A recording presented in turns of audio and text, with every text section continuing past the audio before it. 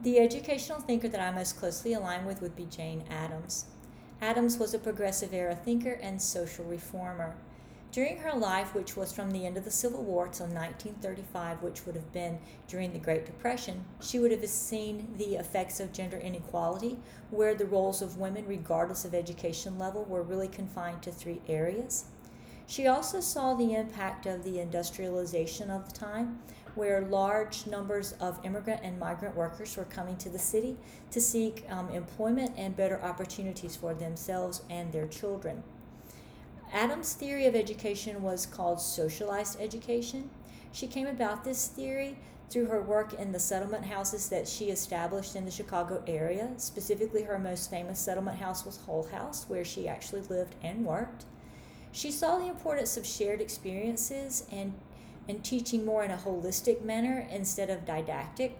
And she tried to find a way of interacting with the immigrant population in order to teach them through social interaction in the different parts of the community of Chicago. She would have college faculty members come in and teach and interact, and she would have different people of the community to come in and interact, and through this socialization incorporate or help incorporate the immigrant population into the greater Chicago area.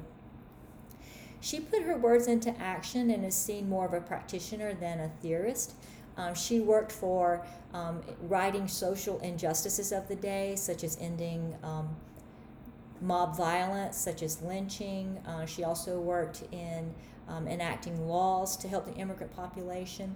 She also thought that social morality had fallen and that it needed to be improved, and that you needed to learn to treat others as you would want to be treated, and see them more through the eyes of how God would view them, as each and every person important for who they were. She also sought through social cohesion, which went against the mindset of that day, which was more of a competitive and individualistic mindset. The social reform, as I mentioned, she worked in other areas, but one area that she is remembered for is her work in enacting child labor laws. She and her contemporaries saw the need to extend the age of compulsory education so that children were not drawn out of school at such an early age and put to work in the factories to help their families. She also sought to help establish juvenile court systems where minors were not tried as adults and then housed with adults if their infraction led to them being incarcerated, but to actually be treated as a juvenile, tried as a juvenile, and then housed separately. The expanded roles for women that Addams worked for, she, again, putting her theory into practice, she hired college-educated women for more roles than the two they had been relegated to, which would have been nurse or teacher. She had a multitude of roles that could be filled at her various settlement houses, and she hired these women that she actually recruited from local colleges and universities. She established her settlement houses in more than immigrant communities. She also established them in migrant communities, such as the African American community in Chicago. And she also fought against Americanizing the immigrants, and instead of having them become Americanized, she thought that their culture and heritage should be embraced. The contemporaries of Addams were John Dewey, which was seen as the theorist to her practitioner mindset, and Herbert Spencer.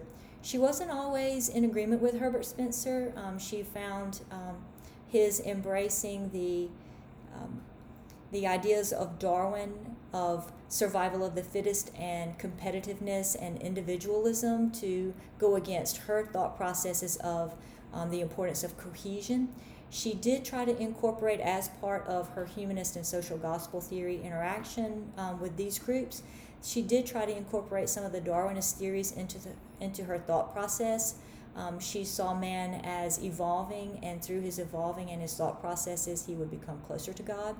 So her analysis and worldview, it can be seen secular or biblical. I think that for the most part, she would fall more on the biblical worldview side, because she did see Christ as a Savior, and she did also try to emulate his teachings and try to see others as he would want us to see them.